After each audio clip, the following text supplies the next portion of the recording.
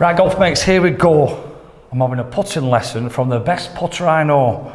He's putted on Augusta, he's putted that well, he beat Tiger Woods. He's an MBE, he's Garry Woolston-Home. Thank you.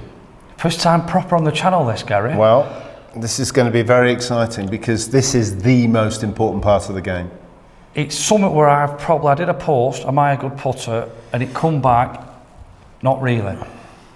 And I used to think it's a great part of my game where I never free putt many, but I don't make many putts because I never get my putting to the hole. Right. But I have gone, confidence is low, it's gone.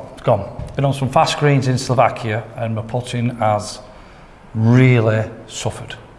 It does, unfortunately, like so many people that go from medium speed greens to fast greens, it's a completely different part of the game that you have to learn how to be able to cope with, because it's speed and line, and the difficulty is that if you miss, then all of a sudden you start to look for the ball going into the hole, which is a cardinal sin as far as putting is concerned. So anything that can sort of generate confidence, you have to have a routine.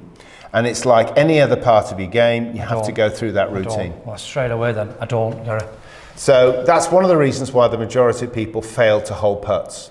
It's because they lack that discipline of, this is what I need to focus on, certainly pre-putt, during the putt, and obviously as you've stroked the putt. These are all aspects that need to be very disciplined, because there's 3 keys. There is 3 keys, and within those keys there's probably 3 others. So, but once you start to practice and you remember these things on a regular basis, it becomes second nature. And this is one of the reasons why the great putters seem to be so much better than everyone else, is because it's ingrained. So in other words, they've done their work and they get confidence through holding putts. Now, everyone goes through a spell of missing putts, but it's about recognizing why you miss putts. And that's another reason of self-indoctrination of, right, I mustn't look for the putt. So in other words, what do you mean by that? Is that the head up of the Luke? Yeah, basically what you do is you've got your line, and then as you're putting, you look too soon. See now, invariably, with your head. Yeah. So those are aspects that are really important for good putting, is to make sure that you keep your eye, not just your head, your eye on a single point on the ball. So subsequently, you're looking, you've got your putter face square, so you go through the process, you read the line, we know it's fairly straight here, so we don't need to put a line on the ball, but normally I would go through the process of using a line on the ball. I'd be setting the line up, I'd be making sure that the line is aiming where I think it's aiming, which is really important, because sometimes when you stand over the ball, like Rory has done, he's got to a stage where he's putting, he put the line down and didn't like what it was telling him. In other words, he thought it was aiming left, but in actual fact, it wasn't. Right. It's actually aiming square, but so he was his struggling. Perception. No, I won't lie. Every time I've done that, I'm the same. And don't trust it. No, you don't. And this is where it's very important to try and make sure that the eye line is over the ball. So this is another aspect. So you get the ball probably about 1 inch to 2 inches in front of your sternum, which is your centre here, so that you then got the position where you're going to be able to flow the putter towards the target. So then you get the putter square to where you want it to go. So then you feel comfortable. Now the ball is obviously slightly forward of centre, so subsequently the back of your left hand has to be in front of the ball. Now what that does, what loft you've got on the ball, on the putter, then comes into the back of the ball. If you've got the hands too far back, the tendency is that you'll catch it out of the bottom of the putter. That creates inconsistency of pace. You've just done something now what's like a light bulb to me. I don't really concentrate where I've got it. Well, that's very important, because again, it's about any part of your game, you need to have the ball in a specific point. Whether it's the driver off the left heel or whether it's the wedge in the middle of the stance, the putter's has to be in the same position, because if it's not, it's very hard to get that consistency of strike, because that centre point is the perfect place. So you get the ball coming out of that center point on a regular basis. What happens is you get consistency of strike. That means however long the putting stroke is, you then get what you're putting into it. What would you recommend then? Well, to me, I'm a great believer that the ball should be, there was a great coach years ago called Harold Swash. He was one of the guys that invented the C-groove putters for Yes. And a lot of great players started to use that putter. Retief Goosen won the US Open using it. There's still guys nowadays using it. I think Mats Fitzpatrick was using a Yes putter, and whether he still is, I think he is. That's an endorsement of how good ridge groove technology. Now I've got an even roll putter here, which again utilises ridge groove technology, and I'm a great believer that actually this makes a difference to how quickly the ball starts to roll. So it's not jumping, it's rolling. It's exactly. So you tend to get a little bit of a leap because of the loft on the putter. But this is one of the reasons why it's very important to have the right putter for the right conditions. So very fast greens, you tend to have less loft. Slower greens or grainy greens, you tend to have a little bit more loft. Now that's very much more for the professionals. But it's certainly something that you could do in the winter months. You could carry a putter that's going to have a little bit more loft. So you have two putters, maybe the same style, but one's got more loft on, one's got less loft. And what that allows you to do is the inconsistency of a green in the winter needs the ball just to leap a little bit to then get over the worst of it to then create that topspin. I like that. In the winter in the UK, exactly. A bit more loft will help you. Yes, it will, definitely. It's no doubt about that. So anyway. Where do you start off then? So basically what I've done is I've got the ball square to where I wanted to go. I then get the position where I'm slightly forward of centre with regards to stance. Then I get the back of the left hand so that it's in front of the leading edge of the ball. So there's the next tip then, that left hand in front of the ball. Wow, never now thought what of that does is it creates a situation where you're then catching the ball out of the club face. Now I'm somebody that tends to... I've never heard that before. This is brilliant. Well, this is gold. Well, we'll see how much of a gold it is when we get you to hit a couple of putts. But the fact is now I'm in a position where I can release the putter down the line. Now the one thing you must do is not let your eye drift off that singular point that I was talking about. So it may be the middle of the ball, it might be the back of the ball, it could even be the front of the ball. Greg Norman used to say that if he was struggling to get pace to the hole, he would look at the front of the ball because then his strike point was going through that front edge of the ball. Would I be allowed just sure. to have just a dot? You can. And I can keep my eye on the dot? Well, you've got to be able to identify your ball. So that actually could be a very good idea. And I know certain people that put a line, actually etch a line on the ball. And it might be that you look at the back of that line. Get ya. But you could also put a spot. And focus on the spot? Absolutely. Right. So every time then you get that consistency. So again, ball slightly forward of centre, back of the left hand forwards. Now it's about maintaining head height and not letting your head move, but it's also not letting your eye take away from that. So your eye's important, isn't it? Eye's very important, and in fact, years ago, the Zen putting guys came up with this idea of actually taking pictures of your eye to see whether it's moving during the stroke. Wow. And that's going super technical. Yeah, but it means it's so important though, just for them to investigate It's massively important. So all these aspects, because putting is the most important part of the game. It's the one club that you use more than any other in the bag and can make a big difference on your score. As an amateur, within reason, I think it's the one you can improve fastest with. I think it is too. If you work on the right things, you can improve vastly in your scoring, particularly because even though tee to green, you may not be as successful as you'd like to be, a single putt can make a massive difference. I always say a single putt is just like a 300-yard drive. A shot is a shot. Absolutely. And you know, how many times do we hit a 300-yard drive? We don't. So the fact is that even if you're missing the green, a chip and a putt can make a massive difference to your overall score. Absolutely. So anyway, we go through the process, we get the back of the left hand, so we get the putter lined up, we take one look. Now what I tend to do when I'm practicing, just prior to making the stroke, I'm looking at the hole. Now that's a bit like having a paper ball and throwing it into a bin. It's the same thing. You're actually getting that coordination of speed and direction. Really important. So the idea is that you want to try and get the ball to be able to go to probably about 12 to 18 inches past the hole. So that's my target. So in actual fact, that's what I'm looking at. I'm looking at that point there. So it's how it's going to borrow, but the speed is key. You don't really want the ball to be drifting too much past 18 inches because they're gimmies. Yeah. To all intents and purposes. Now again, what you do is you set yourself up, you get the line on the ball, you check it that it's going to be pretty much on the line. You can check that by using the shaft of the putter.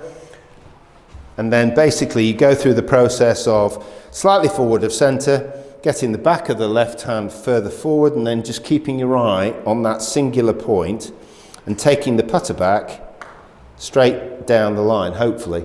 Now I've slightly pushed that. That can happen, but at least I've got it going past the hole, so it's given it a chance to go in. The strike itself was decently good, so subsequently you're not going to make every putt. Of course. Tour statistics say that a putt this length, you're probably going to be making it around about 36% of the time. And that's for a tour player? And that's for a tour player. So, you know, we then go through that process. Okay, I haven't put the line on, but basically I'm using my sight line on the back of the putter here to be able to give me an idea so that my eye is over the ball. The sight line should go straight down towards the cup. And then basically I'm taking the putter head straight back and straight through. And hopefully, well, we've got a little bit of a ripple in the green here, so it's kicked it right. But these are, again, it's got past the hole, so at least I'm giving it a chance to go into the cup. So with me talking, it's quite hard to make that good focus. But let's give you a go with this and see how you're going. So basically, you line it up. So it's probably actually left half. Okay, yeah, that's probably a little bit too far left. And this is where it's really important to stand behind. So this is how you're ingrowing it in. Yeah, you want to basically set it on about that line there. And if I check that, that's probably, yeah, it's not far off. So basically you're now looking at that ball that's behind the hole, the first one. Right. And all you're trying to do is get that feel of getting the putter going down towards the target, which is that ball, and give it a chance to go in. Now, you see again, what's happened there, A, you've not kept your eye on the ball, but secondly... I felt myself, I watched my backswing. But that's the key thing you mustn't do. The other side of it is there was very little stroke that gone through. You've gone like this. A stab. Is that common when you're in the It is pro common, arms? and it used to be something that a lot of players used to do. Garry Player used to be a stabber, but that was because of the type of greens that they were putting on. These days, the greens, generally speaking, are an awful lot better. So again, there's a routine that what you could do is visualize where the hole is, which is the key thing. So your putting stroke, don't forget, you need to be looking at the hole when you're practicing your putting stroke prior to strike, so that you're actually looking as though you're going to throw that paper ball in the bin. So try and get that feel of actually looking at the ball. Is that nowhere near? It's not ideal. What you're doing is, funnily enough, you're seeing everything as left. So basically what I try and do is I try and feel as though the nose is right in the middle, and that helps you to get... Now this line isn't terribly easy to identify exactly with the hole, but at least that's a little bit better. That's actually spot on for left half. Now keep your eye on that singular point and get that feel for the pace of getting the ball into the hole. Really important. Club face is square and it's back and through.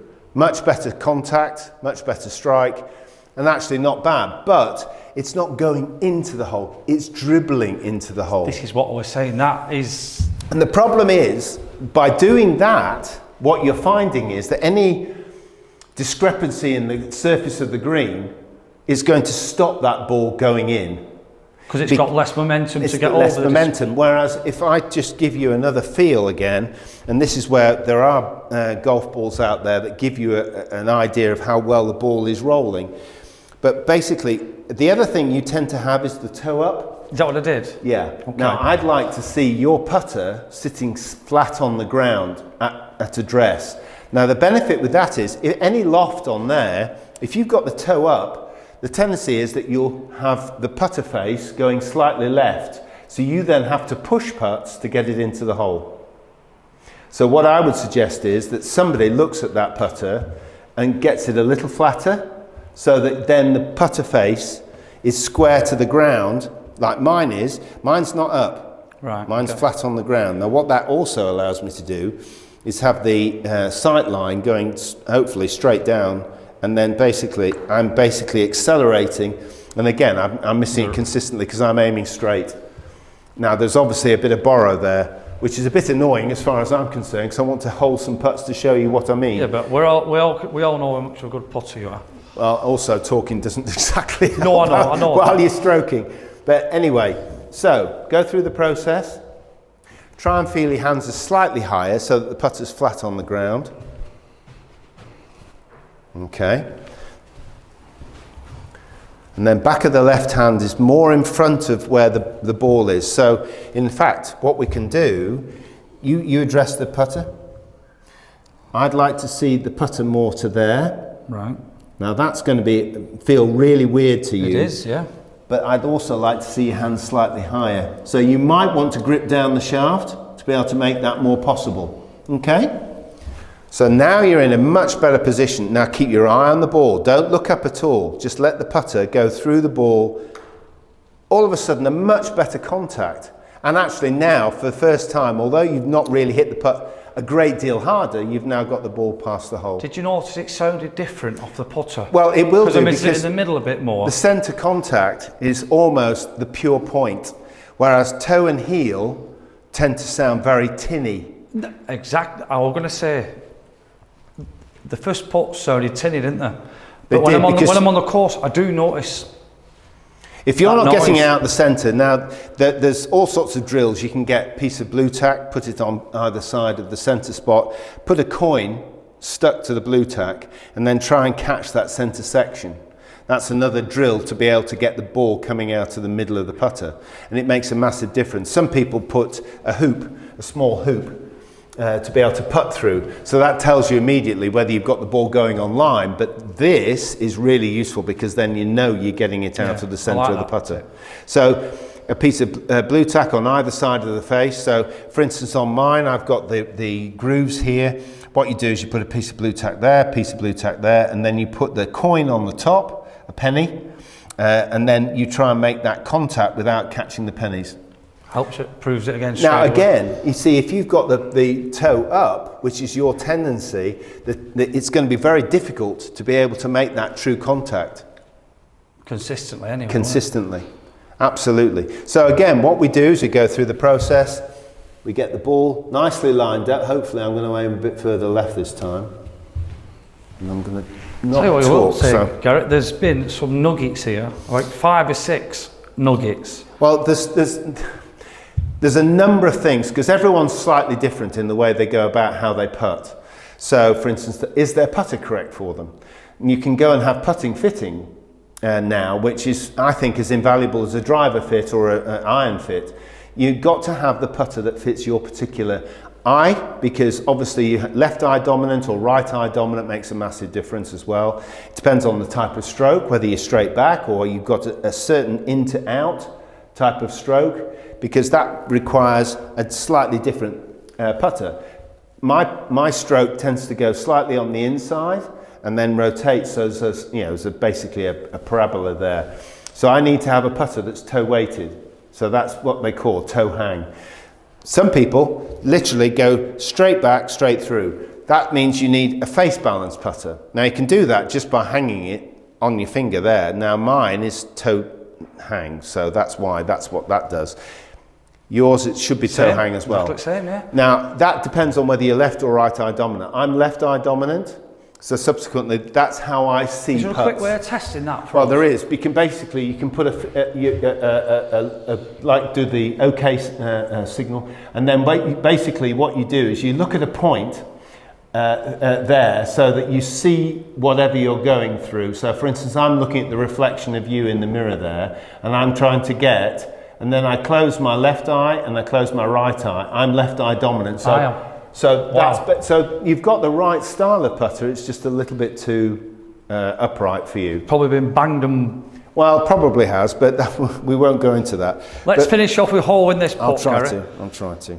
Let's see. Well, I've just nudged the ball, so there you go. But I'm just looking at that particular point, and then basically I should be able to just roll it towards the target, and there we go. Thank you very much. Garry did say one thing about your putter checking. I'm at Carrick Green, they do it here. I think Adam Lynn does it. Yes, he does. And what I'm going to say, Garry, thank you very much, and hopefully, whatever goes well, we're going to get you on the course for a little match. Yes, we'll definitely do that. And hopefully my putt is on point, because then you've got no one to blame by yourself. Garry, thank you very much. My pleasure.